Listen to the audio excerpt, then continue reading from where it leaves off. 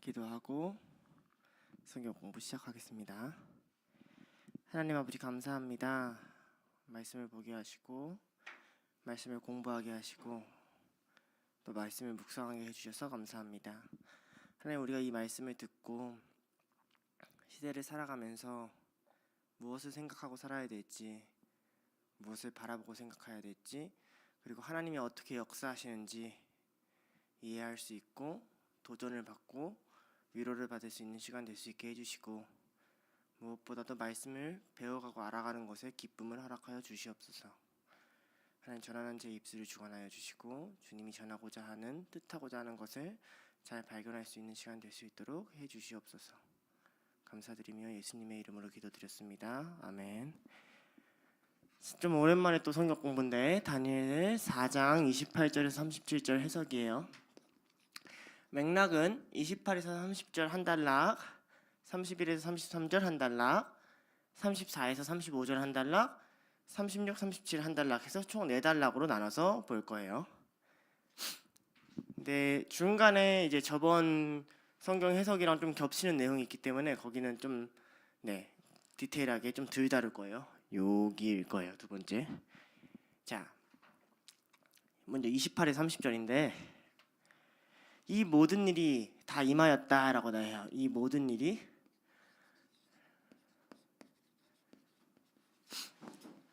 자, 그러니까 이 말은 이런 식의 글쓰기 방식을 뭐라고 하죠? 미괄식에서 두괄식 중에 뭐라고 그러죠? 이 모든 게 다 임했어.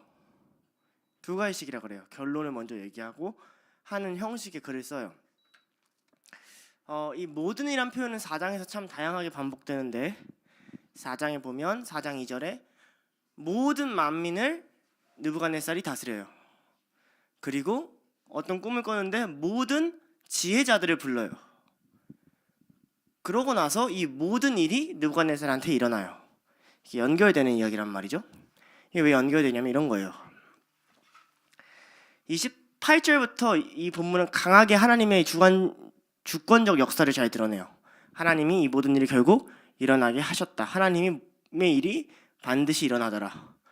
그런데 동시에 뭘 드러내냐? 주권을 드러남과 동시에 인간의 미련함도 드러내요. 자, 모든 백성을 다스리는 위치에 느부갓네살을 뒀어요. 느부갓네살한테 하나님이 꿈을 줬어요. 모든 지혜자들을 불렀고요. 그 중에서 다니엘이 꿈을 해석해 줬어요. 그럼 경각심도 가졌고 모든 걸 통솔할 수 있는 힘도 가졌고, 이러면 안 되는구나라는 깨달음도 얻었어요. 그럼 자기에게 닥칠 안 좋은 일이 일어나게 해야 돼요? 일어나지 말게 해야 돼요? 그런데 모든 일이 다 일어났다라는 거예요. 이 말을 알겠어요? 그러니까 이 본문 전체는 그걸 담고 있어요. 하나님은 모든 것을 주권적으로 역사하시고 일하세요. 맞아요. 그런데 하나님이 그걸 아무리 주권적으로 일하시고 역사하셔도 뭐가 포함되어 있냐면 하나님은 우리를 조작하지 않거든요. 그러니까 어떤 일이 일어나냐, 경고를 해줘도, 모든 지혜를 가져다 줘도, 모든 지혜자들을 너한테 붙여줘도, 모든 힘과 모든 물자를 줘도 결국 느부갓네살은 하나님을 찬양하는 듯 하지만 하나님을 깨닫지 못하고 말을 듣지 않더라 라고 하면서 29절이 진행되는 거예요. 이 분위기에서 29절이 진행이 되는데, 자, 이걸 좀 알아야 돼요. 바빌론 왕궁 지붕을 지난다. 그래서 바빌론이 어떤 곳이었는지를 생각을 해봐야 돼요. 아마 여기서 말하는 바빌론 왕궁은 들어봤어요? 고대 세계 7대 불가사의 그 중에 하나인 바빌론 공중정원이었을 거예요. 바빌론 공중정원이라고 하니까 제가 어렸을 때는 하늘에 떠다니는 섬인 줄 알았는데 그런 건 아니고, 자, 성이 어떻게 돼 있냐면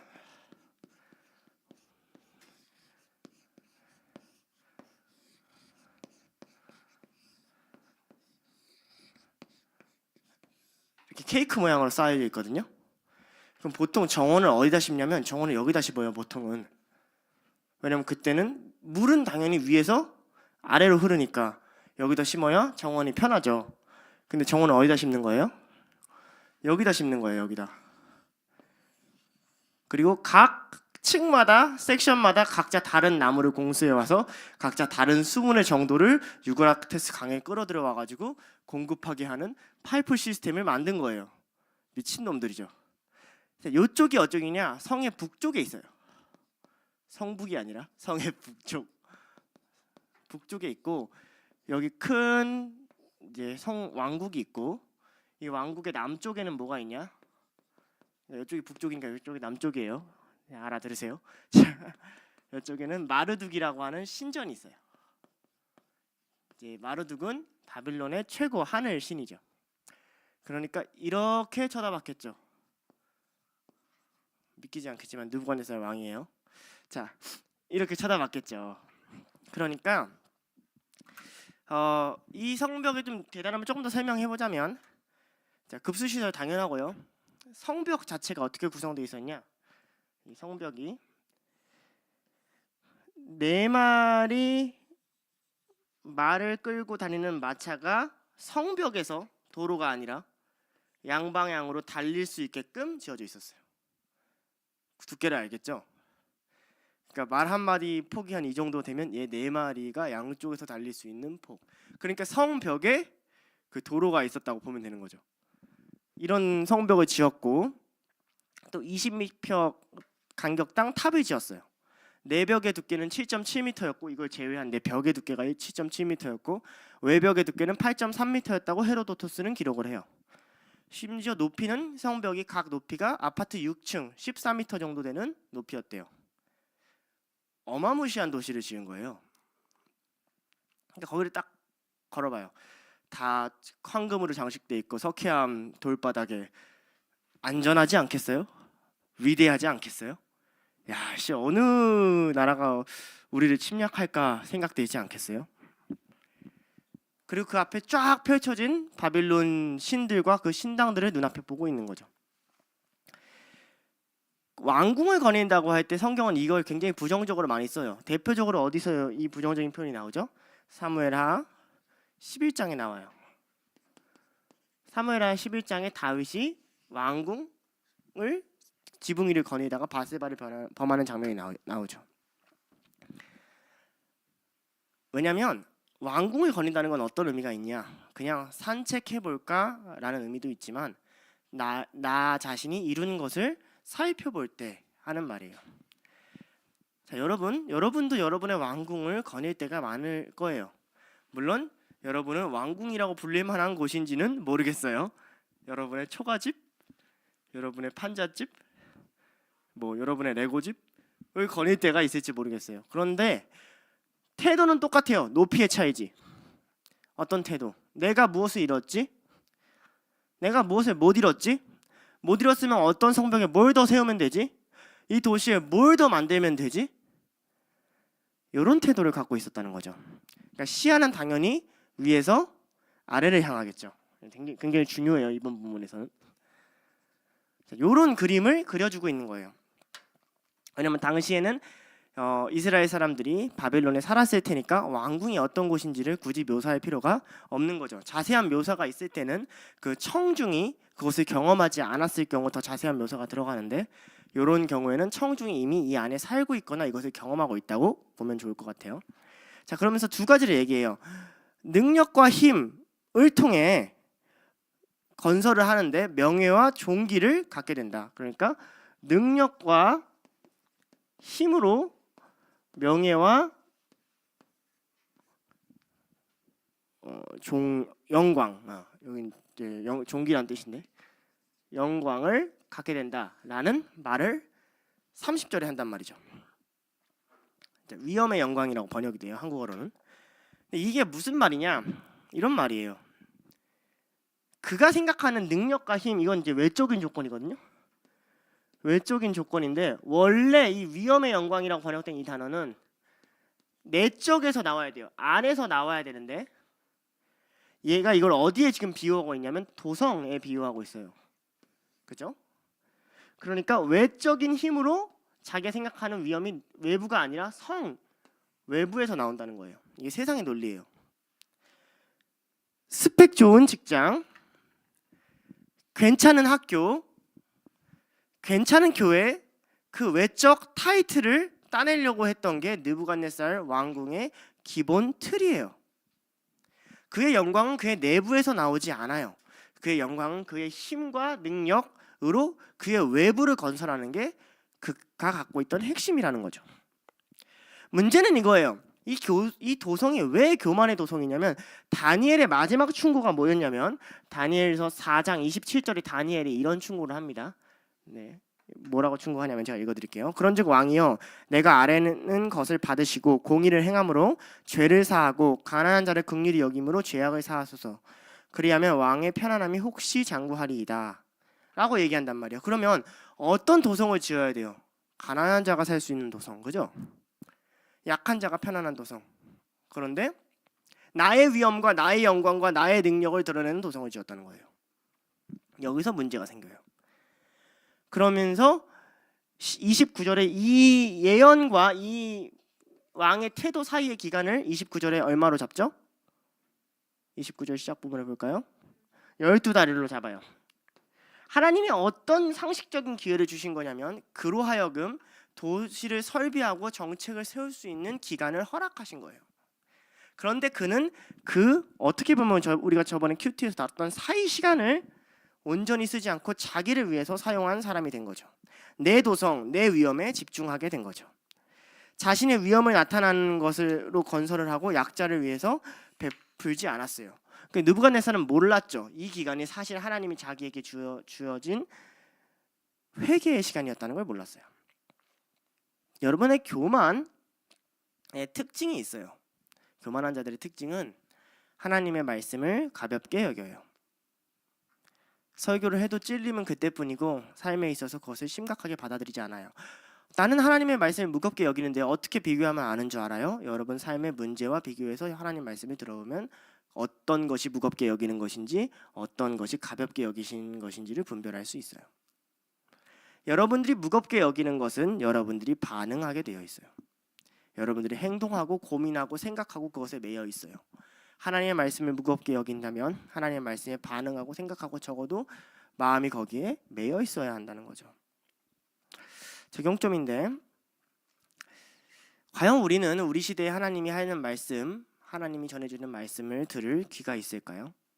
분명 느부갓네살한테는 먼저 경고를 해줬고 하나님이 심판을 보류하시고 그가 그것을 이룰 수 있는 시간을 허락해 두셨어요.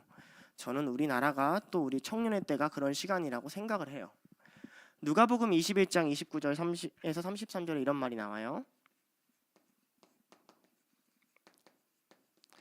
무화과 나무 비유 이야기인데 이에 비유를 이르시되 무화과 나무와 모든 나무를 보라. 싹이 나면 너희가 보고 여름이 가까운 줄 자연히 아나니 이와 같이 너희가 이런 일이 일어나는 것을 보거든 하나님의 나라가 가까이 온 줄 알라. 내가 진실로 너희에게 말하노니 이 세대가 지나가기 전에 모든 일이 다 이루어지리라. 천지는 없어지겠으나 내 말은 없어지지 아니하리라. 여러분, 하나님이 여러분 삶의 징조와 증상들을 보여주시고 하나님이 우리 시대의 징조와 증상들을 반드시 보여주세요. 경고하는 사람을 반드시 보내주세요. 우리 하나님은 미쁘시고 선하거든요. 그런데 그 경고가 느부갓네살이 듣기에는 현실적으로 안 들렸을 거란 말이죠. 약자를 보호하세요. 하나님이 혹 구원해 줄 수 있어요. 베풀며 사세요. 이게 천하를 다스리는 내 꿈, 이 직책이 날아가는 원인일 거라고 생각을 했겠어요? 이것 때문에 내가 들짐승이 될 거라고 생각을 했겠어요? 듣긴 듣는데 안 와닿는 거예요. 그러니까 다시 12달이 지났을 때 다시 자신의 상태로 돌아가 있는 거예요. 아, 역시 안전하려면 도성을 잘 쌓아야지. 역시 위대하면 이런 건축물을 세워야지. 이거 봐, 이렇게 드러나야지 라고 하고 있는 거라고요. 우리도 마찬가지라니까요. 드러나는 것에 마음이 뺏겨서 하나님이 해주시는 경고를 멸시하는 자가 어떤 결과를 받게 되는지 오늘 말씀은 잘 보여줍니다. 자, 우리 31절에서 33절로 넘어갈게요.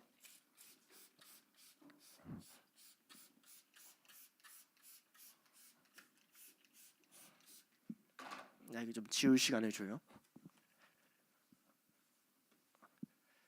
이 지우는 게 생각보다 고된 육체 노동이므로. 자, 31에서 33절. 자, 31에서 33절은 좀 재밌는 표현들이 있어요. 31절 시작에 보면 이 말이 아직도 왕의 입에 있을 때에 하고 33절이 보면 바로 그때에 이렇게 한단 말이죠. 그러니까 이것은 하나님이 이 말이 있을 때 그다음에 바로 그때. 좀 속된 말로 하나님이 놀고 있지 않았다는 걸 보여줘요. 기다리고 있었던 거죠. 야, 이때 때가 됐는데, 이때는 움직여야 되는데. 여러분, 심판은 어떻게 오는 줄 알아요? 멸망은 어떻게 오는 줄 알아요? 이렇게 와요. 경고해줘요. 사건이 상황이 몰아가요. 이러다가 시대가 큰일 나겠는데, 이러다가 문제가 오겠는데. 근데 그 경고를 무시해요. 사람들이 멸시해요. 미련한 자가 많아져요. 그리고 심판은 어떻게 임해요? 도둑같이 임해요. 바로 그때. 그러니 우리는 두려운 마음을 가져야 돼요. 그러니 우리는 빛을 가고 깨어 있어야 돼요. 예수님 언제 오신지 모른다 그랬단 말이에요. 12달이 기다린 것이, 조금 더 크게 써줄게요. 이 말이 있을 때 바로 그때. 자, 12달이 기다린 것이 하나님의 자비였음을 하나님이 보여주거든요. 특히 이 말이라는 그 말이라는 정관사가 붙어요. 31절에 그 말, 더 월드. 어떤 말? 그 교만한 말, 그 자신을 높이는 말, 그 나에 집중된 말, 나의 위엄, 나의 영광, 나의 것, 나가 있는 그 말이 차마 다 끝나기 전에, 이런 소리죠. 하늘에서 소리가 내려요. 하나님이 말을 끼어드시는 거예요. 자, 여기서 재밌는 표현이 나오죠. 그 말을 들으니까 어떻게 돼요? 왕위가 내게서 떠났대요.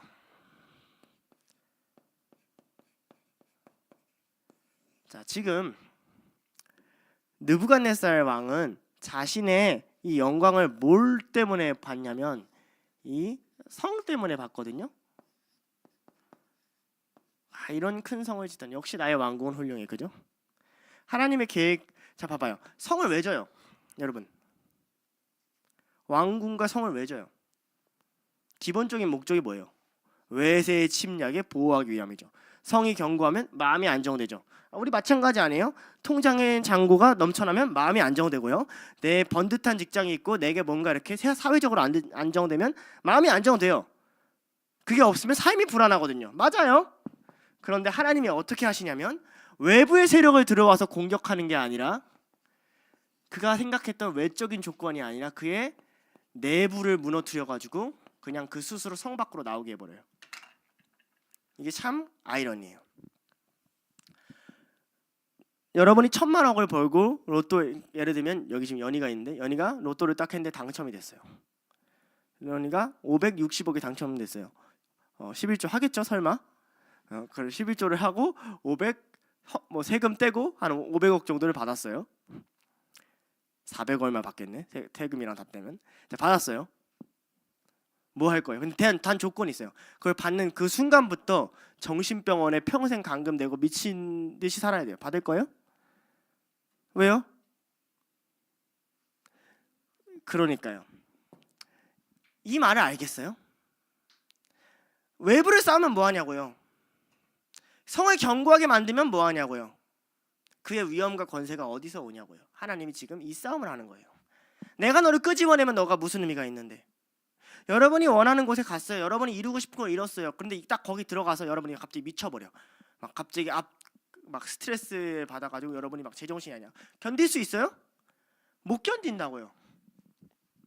도성이 나를 지켜주지 못한다면 도성을 쌓는 것이 어떻게 돼요? 미련한 자가 되죠. 그렇죠? 자, 그러면서 하나님이 이런 얘기를 해요.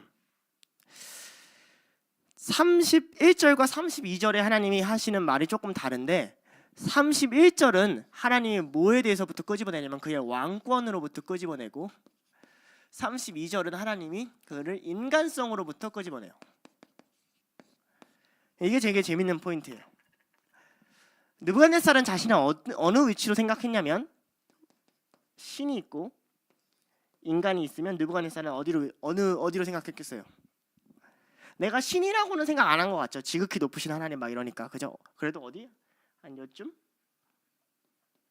그렇죠? 요쯤 생각했을 거란 말이죠. 근데 하나님은 어디로 보내요? 얘를 여기로 보내는 거예요. 내가 너의 왕위를 내려서 다른 평민이 되게 하는 게 아니라 내가 너의 왕위를 내려서 인간성을 배제시키는 자리로 가요.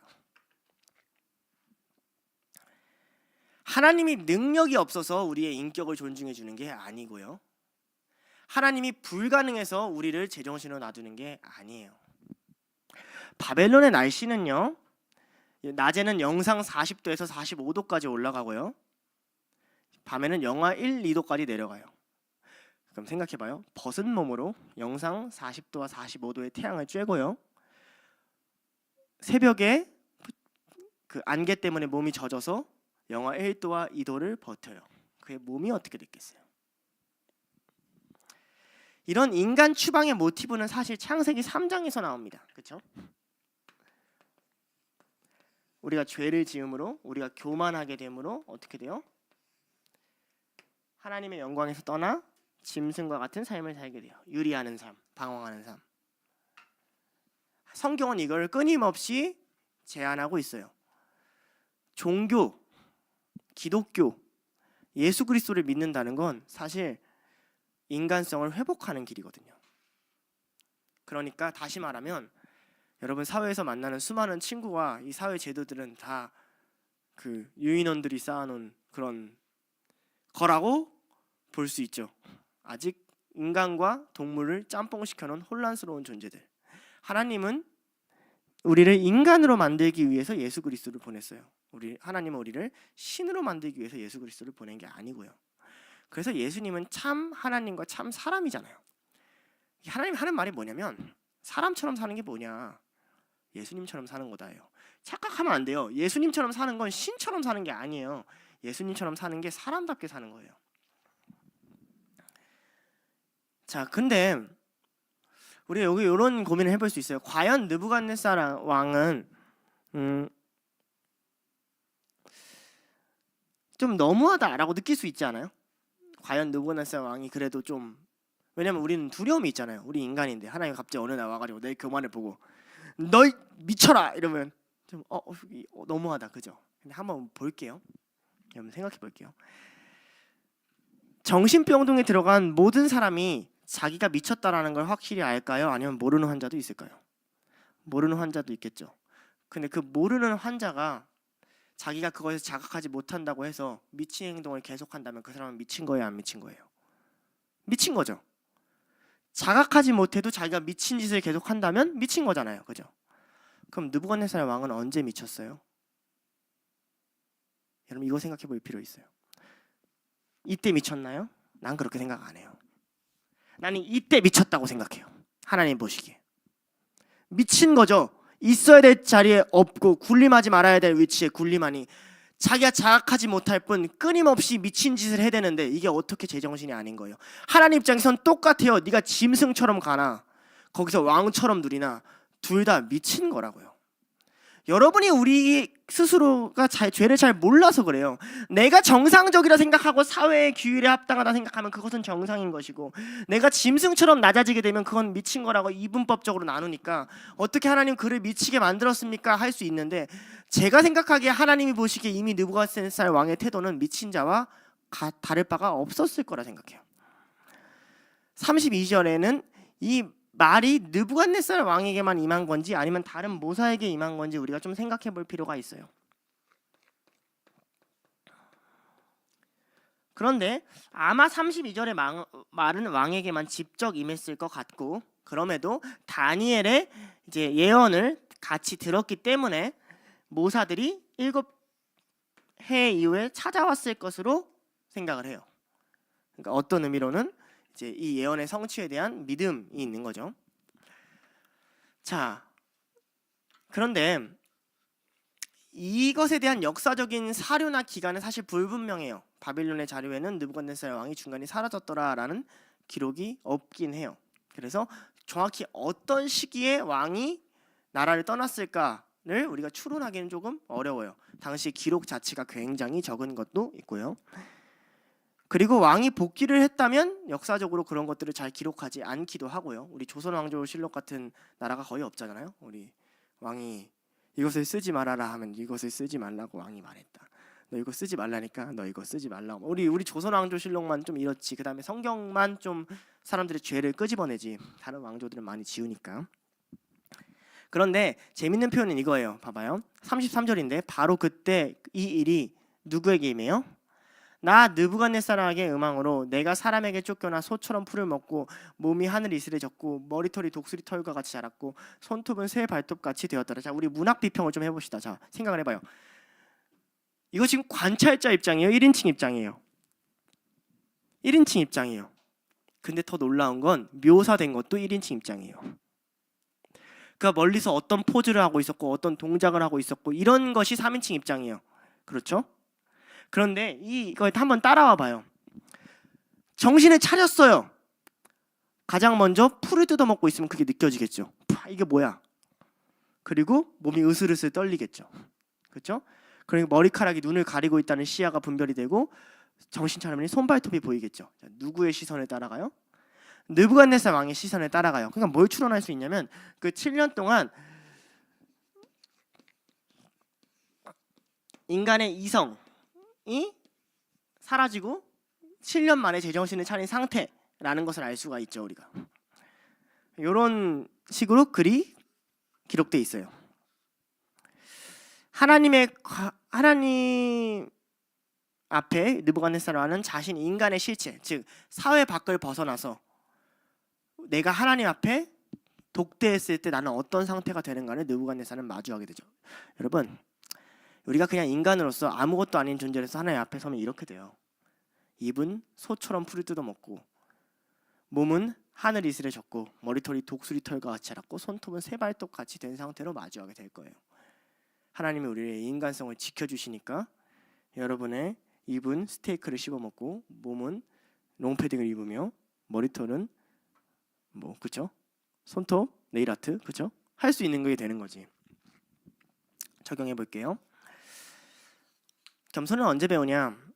하나님이 당장이라도 나를 멍청하게 할 수 있다는 사실을 알면 겸손을 배워요. 제가 중고등학교 때 가끔가다 키로 까부는 애들이 있으면 제 쓴뿌리를 100번 발휘했는데 늘 했던 말이 뭐냐면 괜찮아. 너 나가다가 길가에서 차에 치여가지고 두 다리 부러져서 기어다니면 너가 나보다 작아. 당장이라도 그런 일이 있도록 나는 열심히 기도할게. 괜찮아 하고서 요즘은 그런 저주는 잘 안 하지만 근데 이게 무슨 말이냐면요. 자랑할 게 뭐예요 여러분?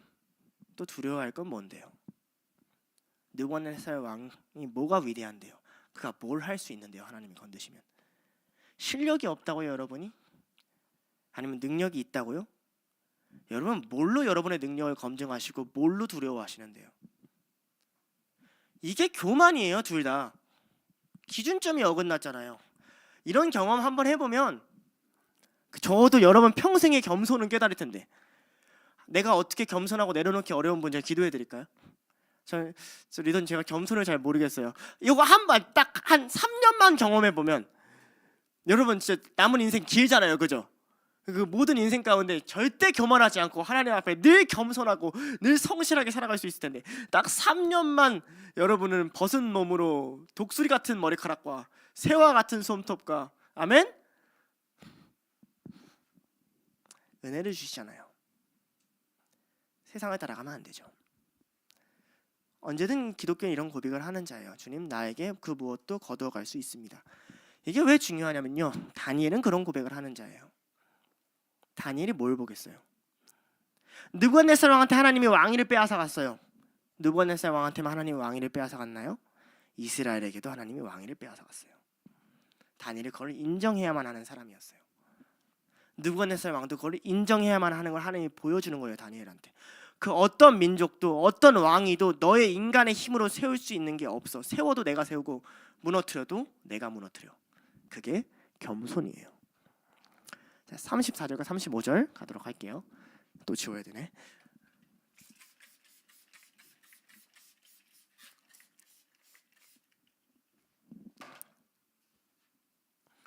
자, 34절과 35절인데요. 12달이 지난 후 그리고 와라는 표현과 7달이 참에 여기 보면 그 기한이 참에라는 표현이 사실 같은 단어로 써요. 그 시간의 끝에라는 같은 단어로 쓰이면서 이제 두 개 다 12달이 지났다는 말도 그 기간이 찼다는 말도 다 그 시간 끝에라는 표현으로 원어로 보면 하나님의 주권을 나타냅니다. 먼저 전제되는 게 뭐냐? 행위가 아니라 주권이에요. 무슨 말이냐면 하나님 앞에 그럼 느부갓네살 왕이 이제 미친 척할 때 조금 더 뭐 찬양하면서 미쳤으면 뭐 7년이 뭐 6년이 되나? 아니요. 성경에선 늘 뭘 먼저 전제하냐? 절대적인 시간이 먼저 있어요. 하나님이 어떤 걸 작정하시고 만들 때 걸리는 절대적인 시간. 예를 들면 이스라엘이 광야를 지날 때 2년은 그들이 무엇을 해도 줄일 수가 없어요. 그때가 가데스 바냐거든요.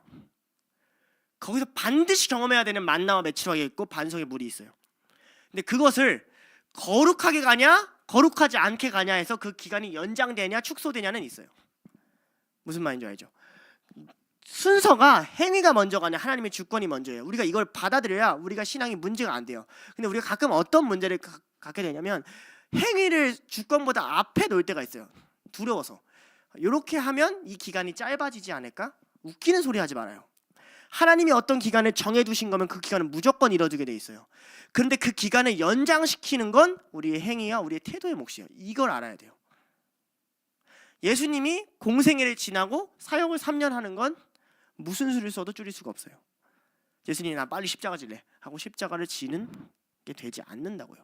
그러나 예수님을 따라온 제자들의 경우는 그들의 믿음과 성화의 상태에 따라 그들이 예수님을 순교하러 가는 데까지는 기간이 각각 다르게 걸린다고요. 이 말을 이해했어요? 느부갓네살이 무엇을 하여서 괜찮아졌다고 하는 게 아니에요. 성경은 가장 먼저 말하면 그 기간이 찼기 때문에 그랬다는 거예요. 근데 그 기간이 어떤 기간이냐는 거죠. 하나님의 주권이 지나면 무엇이 일어나는가? 성경은 이걸 드러내고 싶은 거예요. 성경은 단 한 번도 하나님의 때가 되었을 때 하나님이 우리에게 악한 것을 주신 적이 없다는 걸 끊임없이 증명하고 싶어 하세요. 이때는 어떤 게 되냐? 그 기간이 다 찼을 때 느부갓네살 왕이 놀랍게 하늘을 우러러다봐요. 그러면 아까 느부갓네살 왕이 어떤 느낌인지 상상할 수 있겠죠?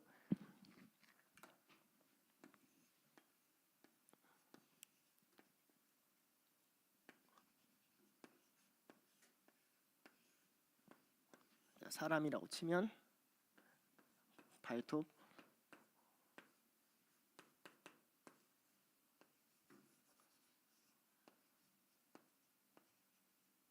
못 알아보겠는데 대충 이렇게 됐겠죠. 느부갓네살 왕이에요. 믿기지 않겠지만 자, 이렇게 된 거죠. 아마 짐승처럼 하나님을 쳐다봤을 텐데 사실 이족보행했을 거라기보단 전 사족보행했을 거라고 더 추론하는데 자, 근데 하나님이 그때 어떻게 하시냐? 총명을 다시 내게로 돌아온지라요. 그러니까 느부갓네살이 지금 고개를 들어 하늘을 봐야 총명이 돌아오겠구나 한 게 아니에요. 자기가 총명이 돌아올 때 봤더니 자기가 뭐 하고 있어요? 느부갓네살 왕이 사실 가장 먼저 본 게 뭐예요? 하늘이에요. 충격적이었겠죠. 정신을 차려보니 7년이 지나 있고 머리카락이 길어 있고 몸이 젖어 있고 손발톱이 구부러져 있고 근데 눈에 뭐가 보여요? 빛나는 하늘이 보이고 있어요. 하나님이 보이는 거예요. 그 하늘 어떤 하늘이에요? 자기를 미치게 했을 때 음성이 들린 그 하늘이에요.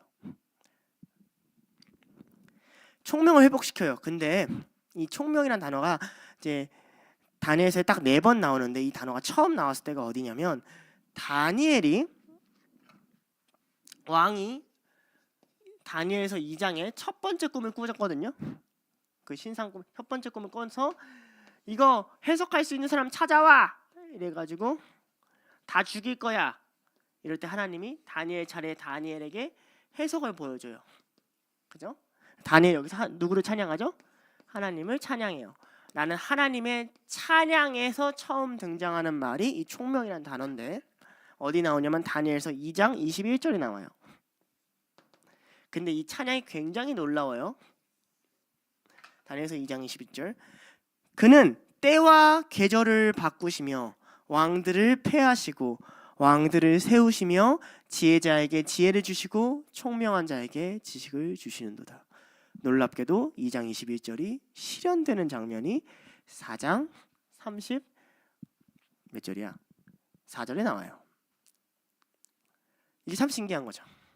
다니엘은 자기에게 지혜를 주신 하나님 그리고 자기의 세대를 보면서 얘기를 했을 거예요. 하나님을 고백했지만 하나님은 그 고백을 들으시고 다니엘에게 보여주는 거예요.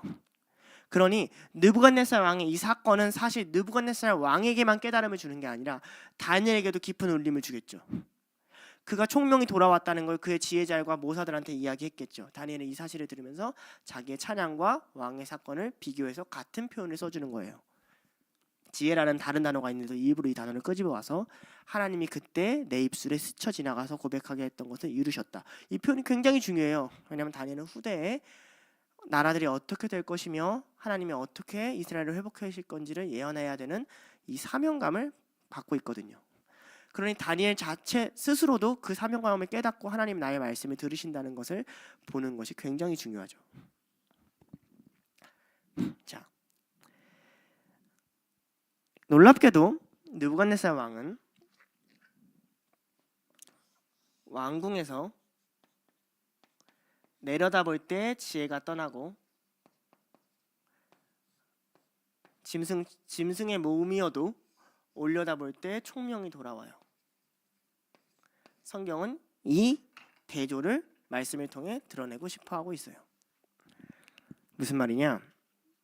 적용점인데 비유컨대 여러분이 이 땅의 것을 내려다보면 여러분 삶 속에 지혜가 떠날 것이며 여러분이 그 어떤 상황 가운데 있더라도 하늘을 올려다볼 때 그때 여러분에게 총명이 돌아올 것을 믿습니다. 여러분이 아래를 내려다볼수록 여러분들은 여러분들이 이룬 것과 이루지 못한 것을 바라보게 될 것이고 여러분들이 쌓아온 도성과 길들을 분별하게 될 것이고 그리고 그 위에서 빛을 비치시고 어느 곳에 있으나 여러분의 시선이 하나님이 있는 곳에 없으니까요. 여러분이 얼마나 짐승의 모습에 있든 얼마나 초라하든 얼마나 문제가 있든 상관없이 느부갓네살 왕에게 지혜를 주시는 분은 먼저 이거예요. 하늘을 봐라, 위를 봐라, 하나님을 봐라. 지혜가 어디서 오느냐. 근데 내려다보는 사람은 자랑을 하거나 한탄을 하고요. 올려다보는 사람은 찬양과 감사를 드려요. 여러분이 지금 내려다보고 있는지 올려다보고 있는지를 분별하고 싶으면 여러분의 입술을 보세요. 결국 그의 시선에 따라 그의 말이 달라진다는 게 느부갓네살을 통해서 드러나요. 느부갓네살이 내려다보니까 내려다보는 것을 보이며 자기를 자랑하고 자기의 초점을 맞췄고 느부갓네살이 올려다보면서 이제부터 하나님을 찬양하기 시작하는 걸 일부러 대조적으로 기록해 준다고요. 또 하나 하나 더. 여기서 사실 느부갓네살이 한 이 일은 34절에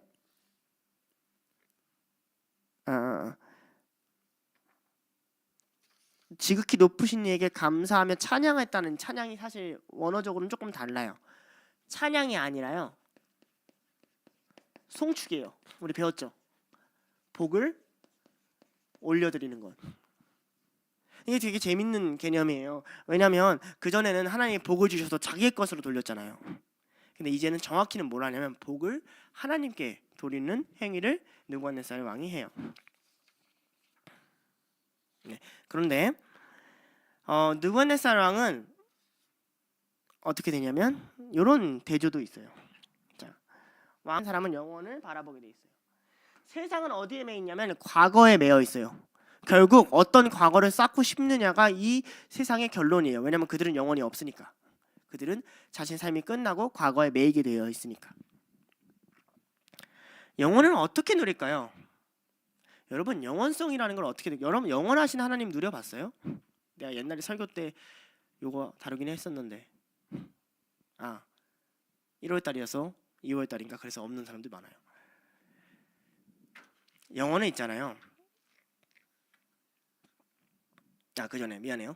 영혼을 느낀 느부갓네살 왕이 어떤 행동을 하는지부터 먼저 얘기를 할게요. 영혼을 느낀 자는 어떤 행동을 하게 되냐면 모든 사람이 하나님 앞에서 동일하다는 것을 알게 돼요. 하나님이 있고 이 차이가 아무런 차이가 아니라는 거죠. 얘가 조금 커요. 믿기지 않겠지만 보이지 않겠지만 그런 느낌이에요.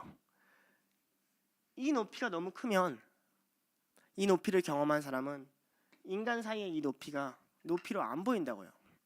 왜 흔히 그런 말 있잖아요. 위에서 보면 사람들의 키는 다 똑같아 보인다. 오직 중요한 건 정수리일 뿐. 이런 말이 있잖아요. 자, 영혼성을 어떻게 누리나요? 전도서에 이런 말을 해요. 전도서 3장 11절과 14절인데요. 쭉 읽으면 좋지만 2절만 가져왔어요. 하나님이 모든 것을 지으시되 때를 따라 아름답게 하셨고 또 사람들에게 영원을 사모하는 마음을 주셨느니라. 그러나 하나님이 하시는 일에 시종을 사람으로 측량할 수 없게 하셨도다. 14절 하나님께 행하시는 모든 것은 영원히 있을 것이라. 그 위에 더할 수도 없고 그곳에 덜할 수도 없나니 하나님이 이같이 행하심은 사람들이 그 앞에서 경외하게 하려 하심은 줄을 내가 알았도다. 영원성은 언제 경험하냐? 전도서 3장은 때를 따라 사는 것을 이야기해요.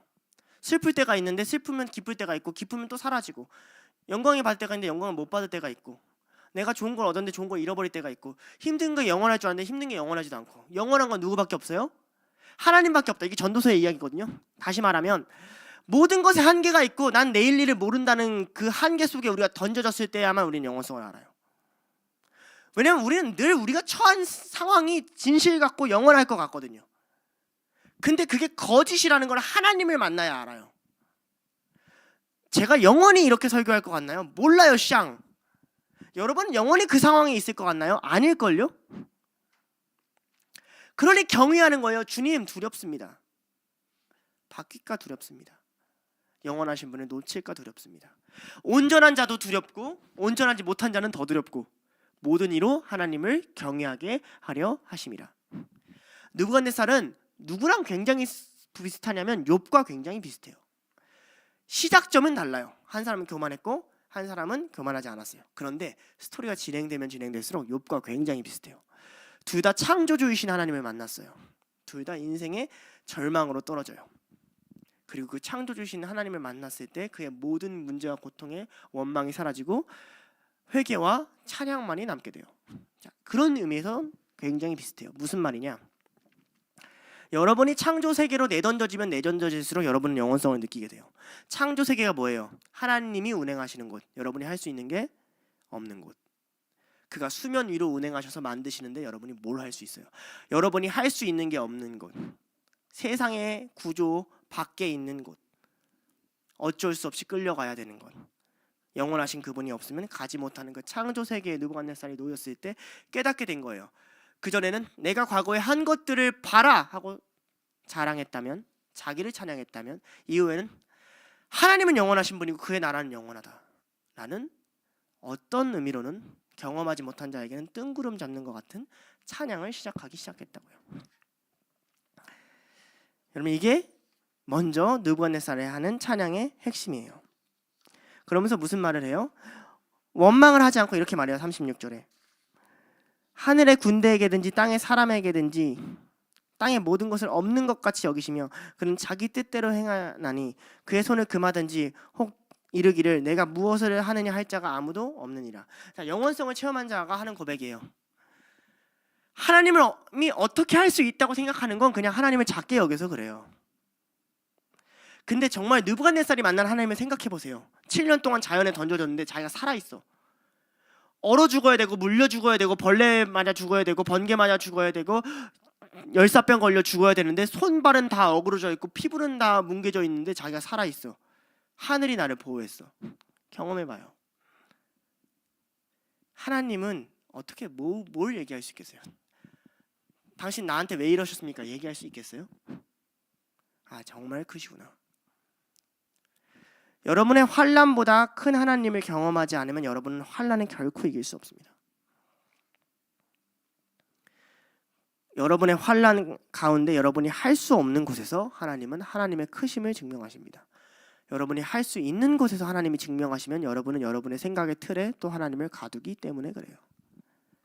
그러니 인생이 끊임없이 여러분은 생각하지 못한 곳으로 간다고 해도 두려워하지 마세요. 하나님은 우리를 돌보시겠다고 약속하시잖아요. 36절, 37절입니다. 자, 느부갓네살 왕의 총명이 2번 돌아온 건가라는 고민이 드는 문장이 있어요. 근데 느부갓네살 왕의 총명이 2번 돌아온 건 아니고요. 객관적 표현입니다. 그러니까 정리하고 결론을 내리기 때문에 한 번 더 표현을 해주는 거예요. 근데 약간 포인트가 조금 달라요. 34절 35절은 그냥 지극히 하나님에게만 돌리는 말이었어요. 하나님이 나에게 이렇게 하셨고 하나님이 이런 분이시다. 그런데 36절 37절은 하나님이 내게 하셨다, 나에게 이루어진 일에 좀 더 초점을 맞추고 있어요. 무슨 말인지 이해되셨죠? 그러니까 34랑 35절은 오직 하나님은 이런 분이시다 라면, 그리고 36, 37은 하나님이 내게 이렇게 하셨다.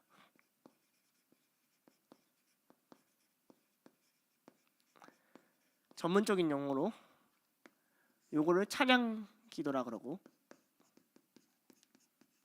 요거를 감사 기도라 그럽니다. 딱 요 형식을 정확하게 지키고 있어요.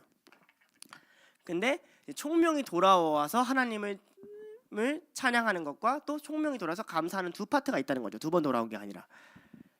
자, 그리고 네, 36절은 특별히 굉장히 독특한 방식으로 이게 기술이 되는데, 자 봐봐요. 하나님의 영광이 내게 돌아왔어요. 가장 먼저 뭐가 돌아오냐면 총명이 돌아오죠, 그죠? 총명이 돌아와요. 잘 안 보이겠지만 총명이에요. 총명이 돌아와요. 그 다음에 뭐가 돌아와요? 모르겠죠. 나라의 영광이 돌아와요. 아까 말했지만 영광은 내부로부터 외부로 나오는 거라 그랬어요. 자, 그 다음 뭐가 들어와요? 위엄과 광명이 돌아왔어요. 그럼 또 뭐가 돌아와요? 모사들과 관원들이 돌아왔어요. 그 다음 뭐가 돌아와요? 그 다음 직책이 돌아와요. 세움을 받고, 그 다음 위세가 돌아와요. 이게 어떤 형식으로 되어 있냐면 내부로부터 외부로 뻗어나가는 형식으로 되어 있어요. 단어들의 표현이 그래요. 그러니까 안에 있는 표현은 모호한 거예요. 자기가 훌륭해지는 게 아니라 자기 안에 있는 것, 자기 나라의 영광, 하나님이 나한테 주시는 위엄, 그러니까 사람답게 되는 거죠, 점점. 그리고 광명, 그리고 주변에 있는 사람들, 그리고 내가 세워지는 직책, 그리고 나서 나라의 위세 크기. 아까 전엔 어디가 핵심이었어요? 여기가 핵심이었죠. 이제는 어디가 핵심이에요? 여기가 핵심이에요. 총명. 왜냐면 다니엘서의 핵심 단어가 지혜이기 때문에 그래요. 내부로부터 외부로 점점 확장되는 하나님의 나라. 여러분, 하나님이 성령님을 통해서 우리 안에 일하시는 방식도 동일해요. 여러분의 내부로부터 외부로 점점 확장되는 하나님의 나라. 얘기해 볼까요? 여러분의 안에 지혜를 주시고, 여러분을 영광스럽게 만드시고, 여러분의 위엄과 광명, 여러분에게 능력 주시고, 그래서 여러분 주변 사람들을 붙여주시고, 여러분에게 위치에 세워주시고, 그리고 여러분을 다스리는 그 곳, 지경이 위세가 있게 하시는. 우리의 문제는 뭐예요? 여기부터 시작하잖아요. 이쪽 집에서. 안 그래요? 뻗어나가는 시간을 갖지 않잖아요. 여기서 이 모사들이 찾아오는데 어떻게 찾냐면, 이 다니엘과 세 친구를 죽이려고 할 때 그때 찾다라는 단어가 쓰이거든요. 그러니까 샅샅이 찾다, 구석구석 찾다 이런 뜻이에요. 아주 왕을 찾기 위해서 샅샅이 수색을 한 거죠. 자, 그리고 하나님은 먼저 뭘 회복하냐면 위엄과 광명과 영광을 회복해. 이게 왜 중요하냐? 여러분, 왕의 나라만 회복된다고 지금 느부갓네살의 문제가 아니에요. 한번 생각해 볼까요? 우리도 이런 거 두려워요. 예를 들면 선생님 같은 직책을 맡아보면 아는데, 내가 애들을 가르치는데 사실 뭐 예를 들면 그런 분 여기 없겠지만 길 가다가 이 중고등부세가 선생님인데 저는 길 가다가 애들을 마주쳤는데 내가 담배 피고 있었어. 이 느낌 알겠어요? 그리고 다음 주에 가가지고 야 너네는 하나님 말씀 잘 들어야 따라하지 말아야지 할 때 그 부끄러움. 하나님이요 지금 느부갓네살 왕을 여기가 핵심이 아니라는 걸 뼈저리게 느끼게 해주는 게요, 영광과 위엄을 회복시켜 준다고요. 무슨 말인지 알아요? 그냥 겉보기에 성을 잘 다스리는 다시 꼭두각시 왕으로 세워두지 않는다고요. 다시 그를 존중할 수 있는 무언가, 뭔지는 몰라요. 그를 다시 왕으로 인정할 수밖에 없는 무언가를 하나님이 부어주셨다고요. 이게 기름 부으심, 하나님이 세우심이에요. 그러니까 놀라운 일이 되죠. 37절에 과거에 매어있던 느부갓네살이 아니라 37절에 뭐라고 얘기해요? 그러므로 지금 이렇게 얘기하죠. 지금을 살게 되는 왕이 된단 말이죠. 하나님이 지금 나에게 뭘 하는가를 바라보게 돼요. 자, 그리고 느부갓네살이 이렇게 얘기하죠. 그러므로 지금 나 느부갓네살은 이렇게 얘기를 해요. 근데 이게 왜 중요하냐? 자, 우리 28절 볼까요? 28절과 37절에 대조가 있는데 이 모든 일이 다 나 느부갓네살 뭐요? 왕에게 임하였느니라. 37절. 그러므로 지금 나 느부갓네살은 하늘의 왕을 찬양하며 자기 스스로를 이제 느부갓네살 왕이라고 안 해요. 하늘의 왕이고 나는 느부갓네살이야 이렇게 얘기하는 거죠. 지금을 살아가는 자, 늘 하나님이 계심을 아는 자, 내가 이룬 것이 아님을 아는 자. 그는 필연적으로 어쩔 수 없이 끊임없이 하늘을 의식하는 삶을 살게 될 거예요. 그러면서 하나님의 두 가지를 얘기해줘요. 먼저는 그의 일이 다 진실하고 거짓이 없다, 의롭다라는 뜻이거든요. 하나님의 의로움. 두 번째는 그리고 행하심이 의로우심으로 교만한 자를 능히 낮추심이라. 자, 진실하고 의로움. 그러니까 하나님의 의로움. 그 다음에 낮추신다. 하나님의 심판, 판단하심. 두 가지를 강조해요. 자기는 이 아래에 있다는 거죠. 하나님의 의로움과 하나님의 판단 아래. 자, 결과적으로 느부갓네살 왕이 강조하는 건 이거예요. 나의 나라는 이제 어떤 나라냐? 하나님이 낮추실 자를 낮추실 수 있는 나라다. 그런 나라는 본문엔 드러나지 않지만 다니엘이 말했던 것처럼 낮은 자를 향하게 될 거예요. 하나님이 누구나 나라도 언젠간 당장 저 자리에 놓을 수 있다는 걸 인식할 테니까요. 마지막 적용점인데 우리가 오늘 말씀으로 배워야 될 게 뭘까요?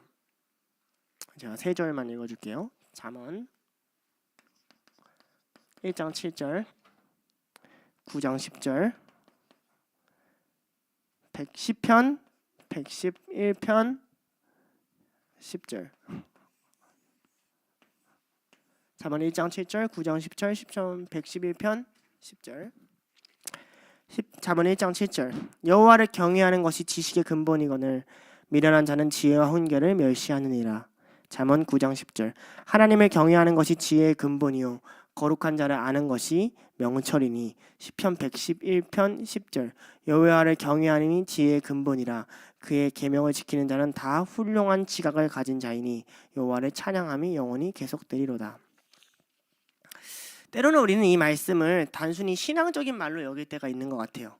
하나님을 경외하는데 나는 하나님 경외하는데 난 멍청이니까 하나님 지혜 주시겠지. 그렇지만 나는 멍청이니까 이 간극에서 산단 말이죠.